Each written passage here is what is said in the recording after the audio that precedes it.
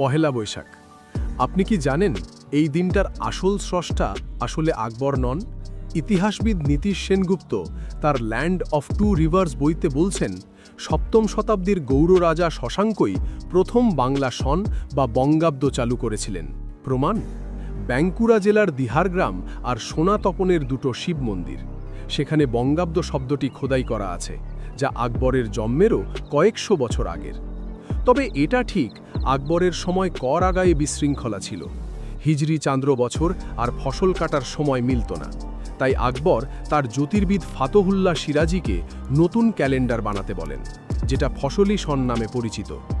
মজার ব্যাপার হলো, আকবর আসলে পুরনো ক্যালেন্ডারকেই সংস্কার করেছিলেন।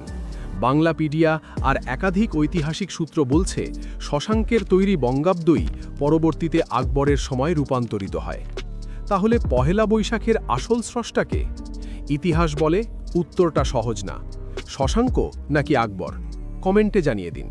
দ্য টাইমলাইন, ইতিহাসের গল্প নতুন করে।